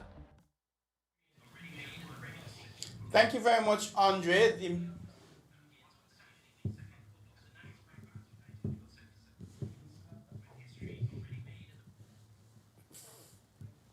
Thank you very much, Andre, for that report. Andre, the consultant, the football consultant for the SKNFA, and he's doing a wonderful job, and I have to publicly big him up, congratulate him on the wonderful job he's doing in terms of providing the information, getting the information out from the SKNFA. And I'm going to keep him busy tonight. You know, he can work for him money tonight, because we're going to go to another report, this time on the 1st Division. So let us join Andrew Huey again, media consultant for the SKNFA. The ultimate match week of the 2025-2026 SKNFA Division 1 football season began Thursday, April 23, as KFC Trinity Challengers United staged a spirited comeback to earn a 4-4 draw with Connery Fireballs International. Trinity Challengers overturned an early deficit after goals from Savion Weeks in the 2nd minute and Joshua Mills in the 14th minute for Connery Fireballs International. Omari Morris pulled one back in the 38th minute before second half strikes from Ojanwe Duport in the 49th minute and Terrence Wallace in the 54th extended Connery's lead. Tyrese Terrell Dujon in the 58th minute and Kalen Liebert in the 75th, as well as Clavaldo Jeffers in the 86th minute, completed the dramatic fightback for Trinity Challengers United. After the match, coach of Trinity Challengers United, Orion Hughes, praised his team for the fightback. Good comeback in terms of what would have happened in the first half, being down 2-0. However, I think players came out a bit complacent in terms of thinking that it is an easy walkover. And I think mentally, for example, they just lose a little bit of it until they recognize that they were behind. He also offered some reflection of his team's performance in the league this season, especially considering they were leading the table at the turn of the year. Well, for the start of the season, we were ahead, yes. However, being in front in terms of is always a tricky moment, in that if you're not focused and ready to compete and take on what you have in terms of keeping it, we lose that momentum. And so, for example, being at the top of the table in the first round, some complacency, players start to lapse in terms of coming out for training, etc. Started pointing fingers at one another and at coaches. Those are things that we have to correct if we are going to perform and go forward. All right. Finally, looking ahead for next season, when next season begins, what are your anticipations and hopes in terms of the team, the current squad you have, and whatever other changes you may have? For us, once we can deal with those changes that I spoke of earlier, in terms of the commitment, the sticking to it, playing as a unit, then yes, we can move forward and grow from strength to strength. Meanwhile, goalkeeper for Connery, Tonaji Buchanan, assessed his team's performance in the match and reflected on their season. We performed decently well out of all the games, but we could have done better because we let them come back. But I think we could have capitalized on some more goals, and yeah. And overall, how would you assess the performance of your team for the season, now that this is the last game of the season? The team played not so good for the whole season, but we came out and played the games just for the fun of it, and we could have been doing better. And finally, looking ahead for next season, I mean, how well do you think the team will do in terms of if you keep the same squad? If we keep the same squad next season, we may do better if we continue training and working hard. Thank you very much. Thank you very much, Andre Huey, for that information. And congratulations to 607 Construction, Large Patriots. First time these guys are there. This is virgin territory for them. They've never been in the top half of the first division since they have been entering, and they find themselves not only being promoted but winning the first division. That has been something tremendous, something special. And what has happened, some of the key players who were playing for other teams, they went back home, and I know one of them is Vince Roy Nelson. He played for Azul Kean Rockets in the last championship, and he also played for St. Paul's. I think he won the championship with St. Paul's. I'm not certain if he won it with Keon, but he has an opportunity now to win it with Lodge. Easier said than done, of course. He has played for 3 teams. Well, should he play? That is in the first division. He would have played for 3 teams in the Premiership, and there's a gentleman who would have played for 4 teams. What's his name again? It's eluding me, but he played for Spurs, Village, Keon, and Newtown, and you wonder if there's that patriotism, that loyalty to communities. Way back when football was a mix-up, a team, where I remember, for example, Del Monte Rovers from back in the 80s, I think it is. They would have had persons from Sandy Point, Keon, because my uncle, Neville Weeks. And good evening, Uncle Neville, how are you, sir? He's up in New York and he's listening. He was the goalkeeper for Del Monte Rovers. I think John Nantambo out of Sandy Point was. Prince Hodge, I know, was. I think Larry Laplace may have played for them. And they had players from all over because they were combined. And then we started going community-based. And Sandy Point and St. Paul's and Newtown, Spurs, which is Garden and things like that. But then we're now entering an era where we have players moving from team to team. And maybe that's a good thing. But we still haven't done with Andre, you know. Remember, I said we're going to walk Andre. He's going to go, well, the FA got to get the money out of him. He got to produce. So let us go to another report, this time on under 13 football. And that's interesting. Security forces, they haven't been doing well in the first division, but they're boss in the under 13. Let us see if Andre reporting on that. St. Kitts Credit Union Security Forces United are the 2025-2026 SKNFA Under 13 Boys League champions. The team was officially presented with their trophy on Saturday, April 25th at the Atiba Harris Sports Complex in St. Peters, following their final match of the season against Keon Rockets. Despite suffering a 3-0 defeat to Keon, who secured second place with the result, Security Forces had already sealed the title, entering the final match day with an unassailable 61 points, 8 ahead of their closest rivals. Head coach Damian John noted that his team appeared nervous in the first half, but settled into their rhythm after the break. While acknowledging the loss, he celebrated the team's outstanding league triumph. We were a bit nervous in the first half, but second half we went back out and played better. Keon came out fighting to win, so they did well. They won. Now you're the champions. You have won the league. You comfortably. Your thoughts on the performance of the team and how the team was able to really dominate the season? Well, I would say it's just hard work, dedication. The guys give it their all throughout the entire season, not just here on the pitch, but on the training ground. They came out day after day and they walked towards the goal. Right. How much of this nucleus of this team will you have for next season? Maybe about 50% of the team will still remain, but we just don't stop there. We're looking at exposure. We're looking to go way beyond, not just locally, but internationally. Our plan is to keep training and be more modernized with different systems and whatever it takes, we just got to do it. Get out there, continue. Vakeem Archibald with Keon Rockets said his team approached the match determined to win, knowing a victory would secure second place. Coming in third, that I wanted to claim second place, and I wanted to revenge on them because they beat me in my hometown, Photo. So I wanted to win, and we come out and we do it.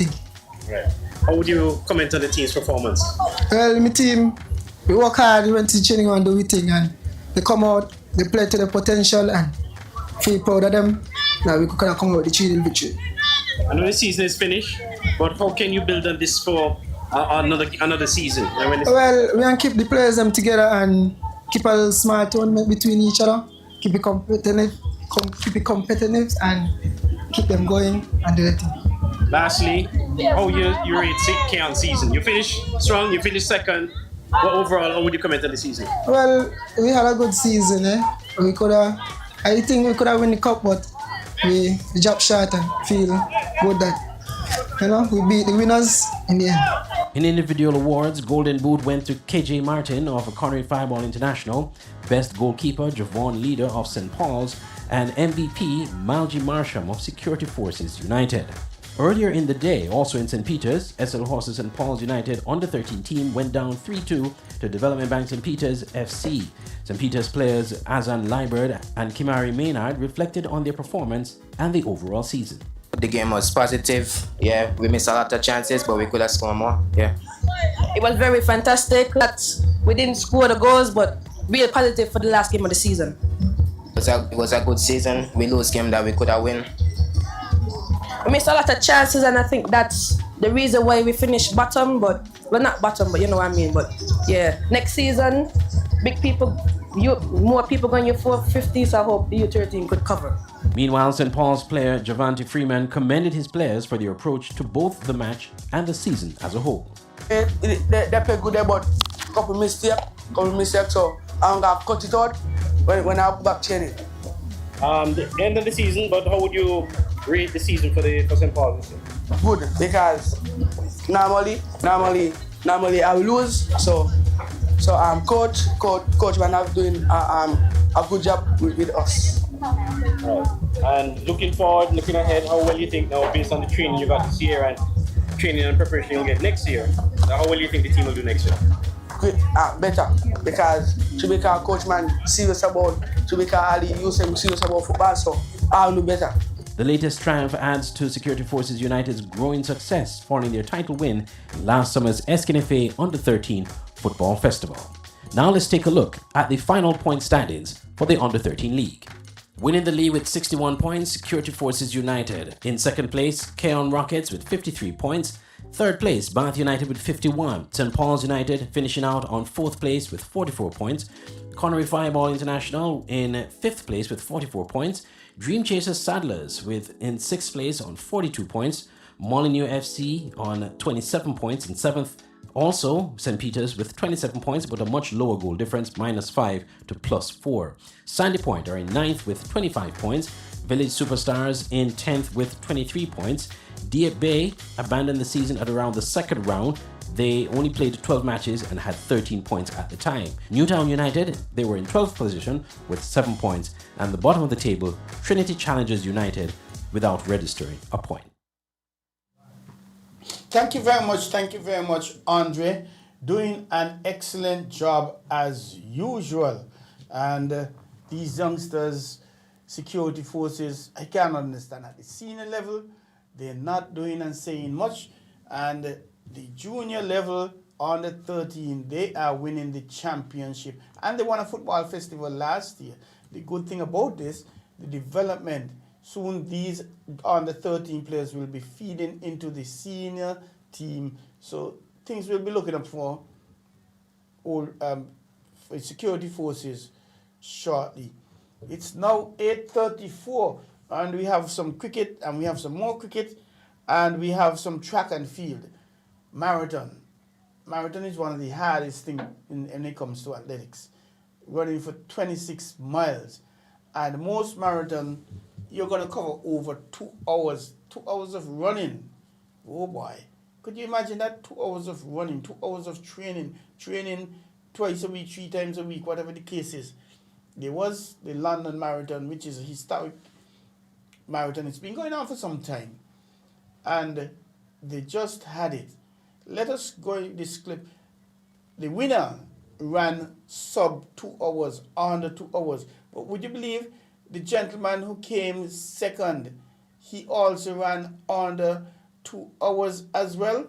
So let us take in a few minutes of the final stages of the marathon. And we're going to see how that one works out, because it was an exciting race. It was wonderful. And it's 2 hours, 1 minute 59, and that was tight. So we're going to go to that video just now, and my producer is just pulling it up.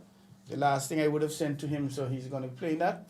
So let us go to, and this is compliments Facebook page, and we say thanks. And these are the results. And see them there, 1 minute 59.30 seconds, 1 minute 59.31 seconds. But the video, that is going to coming up after that. And these are some of the winners. He's going to come out right now, and he's going to go to that video. So he will be with us in a second.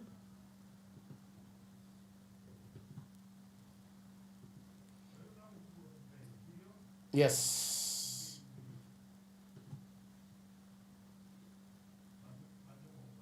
And this, it's not easy. It's not easy for anybody to be training. We set the video just now, and could you imagine you alone running up and down in the mountains for 2 hours in Kenya, wherever? Could you imagine that? Let us go for the first time, so that's a telltale that he is suffering. But like you say, Martin, wouldn't it be bizarre if we're talking about getting someone under 2 hours and then we ended up with 2 men under 2 hours? But Solway, he's really injected the pace there, and this is just so exciting. People said he could have done this in Berlin had it not been 25 degrees, and he's proving what an athlete he is and what form he is and what he's been able to do coming into this race. This is absolutely amazing. We may be seeing history in the making. I mean, we're bound to be seeing surely a world record breaking the previous world record of 2 hours 35. But can we see a man break 2 hours for the first time? 24 years since a world record was broken in a men's race on the streets of London. Khalid Kanuchi, when he won the London Marathon in 2 hours 5 minutes and 38. We could be seeing a man here run almost 6 minutes faster than that, and that represents well over a mile on the road. That is how much marathon running has moved on in less than a quarter of a century.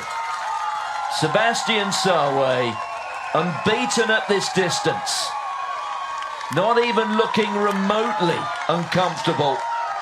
He's just run an incredibly fast 25th mile.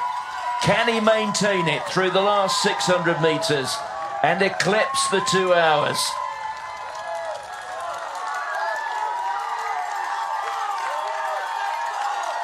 Relaxation across his face. Kajelcha, what a run it's been from him. He too stands every chance of breaking that 2 hour barrier.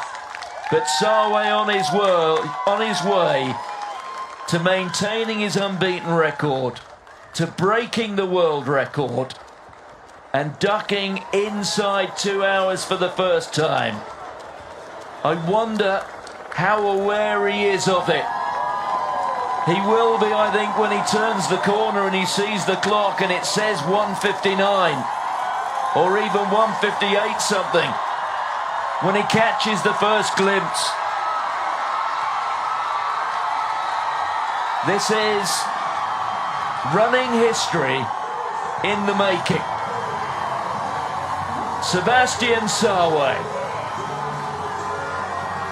in a race proper, on his way to becoming the first man to break 2 hours for the marathon. It is quite sensational. Sebastian Sawe, London Marathon champion, world record holder, first man inside 2 hours, and he has smashed it.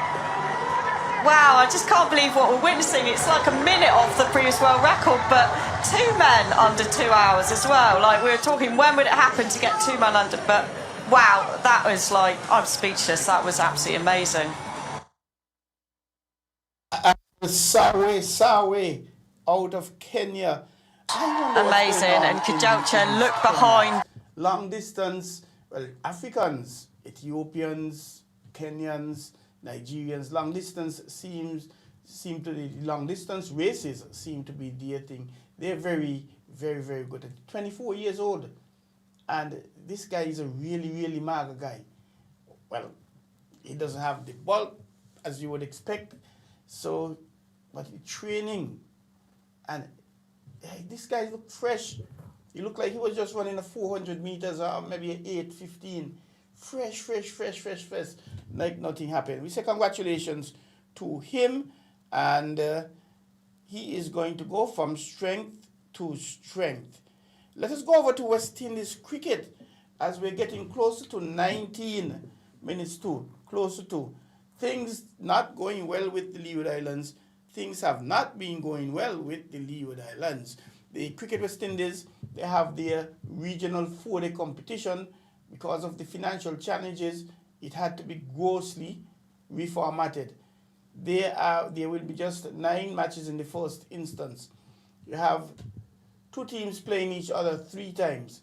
Leeward Islands, they're playing Trinidad. No, let me take back that. Leeward Islands Hurricanes, they're playing Trinidad and Tobago Red Force in Antigua. Windward Island Volcanoes, they're playing the defending champions, Guyana Harpy Eagles, also in Antigua, and up in Jamaica, the Jamaican Scorpions are engaging the Barbados Pride. And in case you're wondering how things have been going, let us look at the first set of matches. Just summarized, the first set of matches, Trinidad and Tobago, Leeward Islands, they were 138 all out. Trinidad and Tobago 507 declared. Leeward Islands 98 all out. They didn't make 198. Trinidad and Tobago winning by 271 runs. In the Guyana Harpy Eagles match, the Windward Islands, they were 286. They bowled out Guyana for 264. Would you believe they had a little 22-run lead? Then the Windward Islands went back in. They were bowled out for 209. Set a target of 232 for victory. Guyana Harpy Eagles were 233 for 6. Therefore winning by 4 wickets. In the Jamaica, Barbados, this was a heavy scoring game. Barbados 348. Jamaica 342. Losing on first inning by 6 runs. Barbados went back in 317. So that's 3, 4, 3, 6, 9, 12. Something like 1,300 runs in this match, you know. That's a lot of runs. Barbados 317 declared for 8. Now this is interesting. They declared for 8, thinking that they would be able to win the match. But the Jamaican Scorpions 326 for only 3. And therefore, the Jamaican Scorpions winning by 7 wickets. That is round 1. Round 2, the Leeward Island Hurricanes 131 all out. Trinidad and Tobago Red Force 175. Leeward Islands, they were 140 for 7 when the umpires had to stop play because of an unfit match. Balls that should be good length balls popping up and creeping low and all kind of things. Jeremiah Louis of St. Kitts got a nasty blow on the grill. He went to the hospital to check for concussions, but he was released. He is okay. In Antigua, the Windward Island Volcanoes 151, Guyana Happy Eagles 491 all out. The Windward Island Volcanoes 199 for 10. Guyana Happy Eagles winning by 141 runs. In Jamaica Scorpions 457 all out. Barbados Pride 626 all out. And the Jamaican Scorpions 90 for 4. That match was drawn. And round 3, third and final regular season round. Would you believe a match finishing like 2 days plus? Here we are. Jamaica 142. Barbados Pride 400, and that's all out. Barbados Pride 439 all out. And Jamaica 286 all out. Therefore, the Barbados Pride winning by an innings and 11 runs. And what is happening right now with these other two matches, the Leeward Island Hurricanes, they were 345 all out. Trinidad and Tobago Red Force 422 for 9 declared. The Leeward Islands, they're gone back in, they're batting 160 for 4. Right now, they are trailing by 17 runs with 6 wickets in hand. And if we look at the scorecard quickly, Trinidad and Tobago in their first, we look at Leeward's first. Leeward's Karima Gore, he was 90 from 98 balls. Jamal Hamilton, the wicket keeper. Well, Karima Gore batted number 3. Jamal Hamilton, the wicket keeper, batting at 7. He made a century, 121. Rakeem Cornwall batting at 9. He was 38. Mikhail Louis was docked from 5 balls. Now, I've been saying 2 persons in the Leewards I don't believe should have been in this team. Jamal Hamilton, and I believe he's the best governman in the West Indies, nor Rakeem Cornwall. Rakeem Cornwall will play the next 3 games because he has 97 matches and they'll want him to get to 100. If that is fair or not, I don't know. And because Jamal Hamilton is in the team, he has cut out Carlton Bowen Tuckett out of Nevis. I saw this coming a few years ago, you know. I think in one of my news reports, I did indicate that Carlton, who was playing for West Indies Academy, and he was doing well, and he scored his 4th century last year. And I said, when he's ready to play for Leewards, it's going to be a problem because Leewards, they have 3 keepers, Jamal Hamilton, Carlton Tuckett, and Joel Andrew. And that reminded me of St. Kitts way back in the 19, was it, with young Garrett Matthews. Went on to be the West Indies on the 15 vice captain. And it didn't happen at the level St. Kitts. You had Jason Williams, who was keeping for the Leewards. And we lost the 2 of them. They played 1 in this first innings, played 1 in the second innings, played 1 this match. That can't work. But in terms of the wickets, Anderson Phillip, and this guy, he's putting up his hand for West Indies. He got 4 for 92 for 16 overs. Terence Hine, who made a century, he got 3 wickets. When Trinidad and Tobago batted, Amir Django, who made a double century, and I think he made some 50s, he was 83. And would you believe Joshua De Silva, the captain and wicketkeeper, he got a double century, 221. He come like this guy really likes Leeward Islands. Because remember last year when they played there at Warner Park, he made a century in the first innings and a century and a half in the second innings. And it looked like he has a liking. And the same Terence Hines I mentioned got a century in the previous game. He was 44. Karima Gore picking up 4 wickets. O'Shane Thomas 2. When the Lee was batted a second time, Kyle, he was 20 from 48 ball. Casey Carty, he ran out of part. Well, no. He is there batting still, actually. He is 84 not out. So he's in sight of his century. Anderson Phillip picking up 3 wickets so far, so he has a chance for a fifer. Casey Carty, he has been having a miserable run of form, not only in these 2 previous matches, but for the West Indies, both white ball and the red ball. So he might be in some problems because all kind of people making all kind of ones this year. Openers, the 2 openers, Johnson Charles from Jamaica, he made 2 90s and a century. Amir Django, he has a double century and some high half centuries. And then there's Mackenzie, he has 3, is he the one with 3 centuries? And So Leeward's Karimo Casey Carty is 84, Anderson Phillip 3 wickets. If we go to the Windward Islands,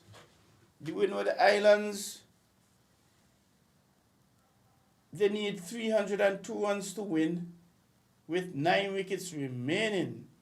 There were 233 in the first innings. They bowled out Guyana for 240. No, it's the other way around. Guyana 242. They bowled out the Windward Islands for 223. Guyana, they were 299 in the second innings. And at stumps on day 3, the Windward Islands are 17 for 1 from 10 overs. So they are 302 runs in arrears with 9 wickets remaining. And hey, that's going to be an interesting match. As we normally say, runs on the board are runs on the board. They'll have to bat it, but I think there's going to be a winner one way or the other.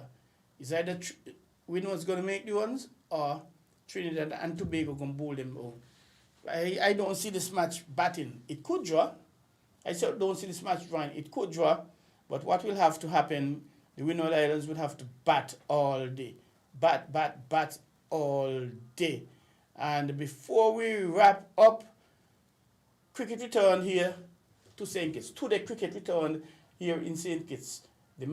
One match has been played so far. It's the Andrew Weeks 2-day competition. First time in about 2+ decades, 20 years. The last time this competition was played was 20-something years. You have people playing in this competition.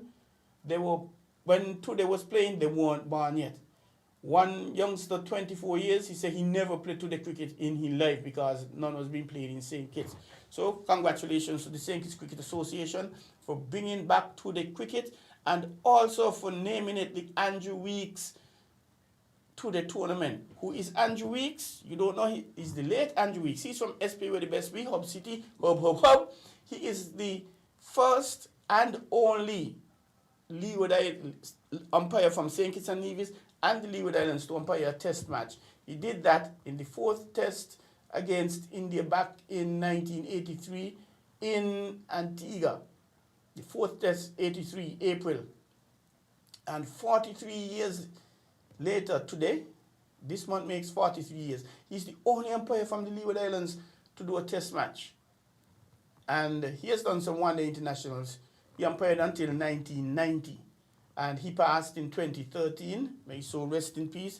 So the Cricket Association decided to have that tournament in his honor.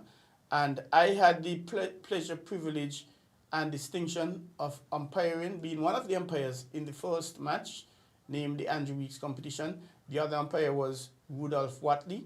Both of us are qualified umpires. And both of us are members of the New Umpires Association, the St. Kitts Cricket Umpires Association. We have been asked to umpire in this tournament, the St. Kitts Cricket Umpires and Scorers Association, or SCUSA. There's another association. They're not doing it. We are doing it. And this is the 3rd tournament by the St. Kitts Cricket Association, the 4th for the year, because the St. Kitts Cricket Association, they had the Keith Atherton T20 tournament up in January, February, I think it was. We umpired that tournament. They had a double wicket competition. When I say we, SCUSA, we umpired that tournament. And there was the J. Andy Big Six T20 competition.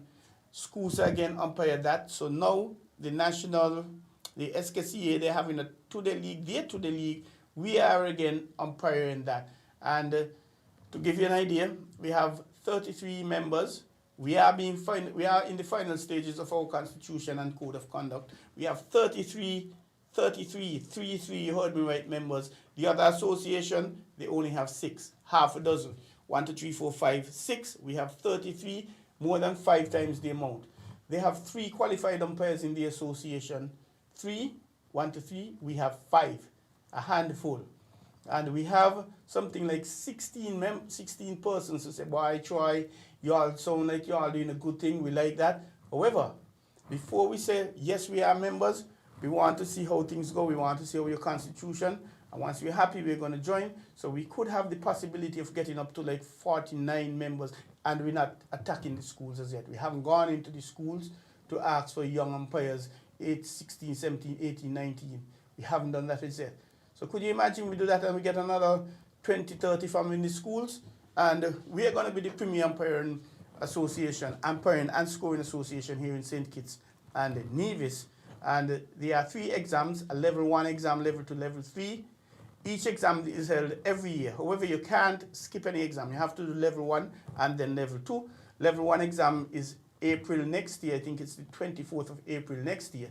So we're going to be starting training just now. And the umpires will have a chance to do the exam. Even if you don't want to be an umpire, if you're a player, you can come and do the exam. If you're just a spectator, you love cricket, you could still come and do the exam, that's okay. Level 2 exam, level 1, that's a written exam. Level 2 is a written exam as well. That is done October. So when the persons pass the exams next year, April, that's 2027, they'll do the level 2 in 28, and then in 2029, God's Spear, down November, December, there's the final exam, which is a practical and oral exam. And once they pass that, they'll be fully qualified umpires. They could umpire one-day international, they could umpire test match. However, of course, it will take time because they have to go through a cycle. Now, because you pass it now will mean that you're an umpire. So they'll have to go through a cycle. If you want to become an umpire, if you want to become a scorer, please give me a call, 668-2055, 668-2055, or you can call Mr. Rudolph Rudy Watley at 663-2988. Watley is 663-2988, or Early Bill Nisbet, 669-0339. 669-0339. Again, if you want to become an umpire, you want to become a scorer, or you can be both, and we're talking cricket, give Mr. Rudolph Rudy Watley a call, 663-2988, 663-2988, Rudolph Watley. And for Early Bill Nisbet, call 669-0339, 669-0339, and yours truly, Troy Bif Mills, 668-2055. And we welcome you, any age, any gender. Any age, any gender. We welcome you into the St. Kitts Cricket Umpires and Scorers Association, SCUSA, SKCUSA for short. And I indicated the membership and how many qualified umpires we have in, and we've been doing this last 4 tournaments, including this one here in St. Kitts. So we're at the end of the program. It's now 1.5 minutes to. I thank you for tuning in. I thank you for being with us. We had a few listeners, viewers I should say, on Facebook and on YouTube. We thank you for that. And where are we now? Before we go though, we have to say congratulations to Montreal Farms Clean Rights United Old Road Jets for going through the regular season without losing a match. I understand Spurs, they did that back in 1981 when it was the first division and the second division. And whoever, at the end of 2 rounds of football in the first division, who was leading won the trophy, the championship. That was changed in 1999, where you had the Final Four, the playoffs, and there was a change later where you had the Super Six, but they gone back to the Final Four. So OR getting 50 points. We're checking to see if any team ever got 50 points, but they didn't lose a match. They won 16 and draw 2. In second, we have Azul Care and Rockets, Third, we have Honda Newtown United, and squeezing in at the last moment, Development Bank St. Peter's. So they are going to be playing in the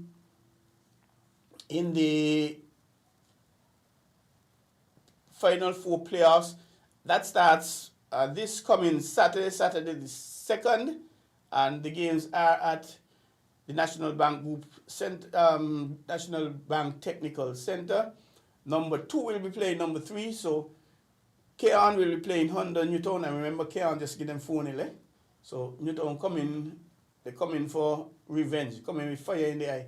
And then the number 1 seed, Old Road, will be playing the number 4 seed, Development Bank St. Peter's.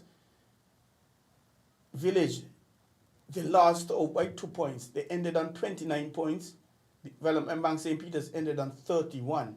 Remember, 2 points were docked from Village before the season started for disciplinary sanctions. They were fighting in the first match, the opener, the curtain raiser, the President Cup champions. They were docked 2 points. The defending back-to-back champions, SL Horsford St. Paul's. And this got to hurt, man. It really got to hurt. They were 6th. They ended up on 28 points. They had to beat OR. Once they beat OR, they would have been in. When it's 1-0, 10-0, 5-0, they would have been in. But the father took care of them. They tried to step out the line. And I saw videos saying OR is the father because they've beaten them 3 times for the season. And and this is the second time for St. Paul's. So they didn't get a chance to defend. But we say congratulations to the 4 teams and the best wishes. Oh, I didn't mention St. Paul's were docked 6 points. 6. So had they gotten those 6 points, they would have been easily in the 4. And that was against the same President Cup match early in February against Village.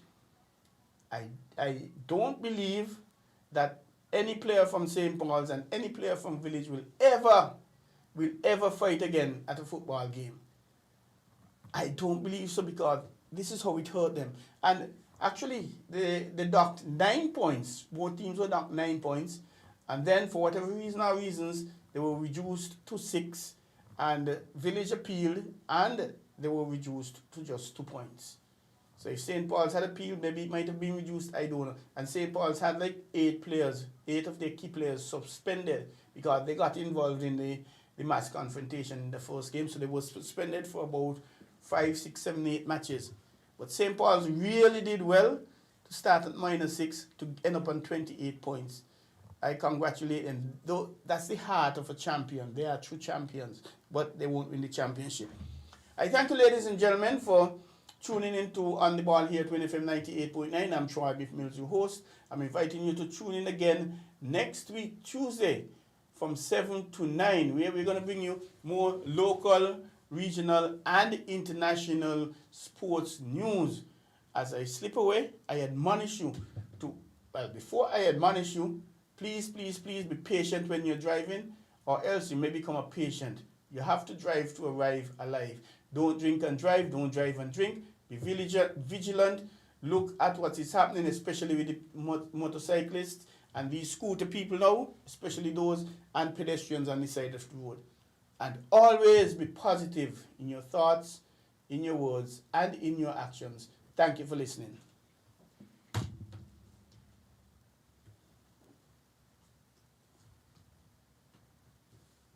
Tune in to On The Ball, a weekly tour show which is on WINN FM 98.9 every Tuesday from 7 to 9 p.m. with me, your host, Troy Bif Mills. We will keep you on the ball with our variety of guests and, of course, your calls, discussing the facts and the stats and Do you want to know what's happening in sport?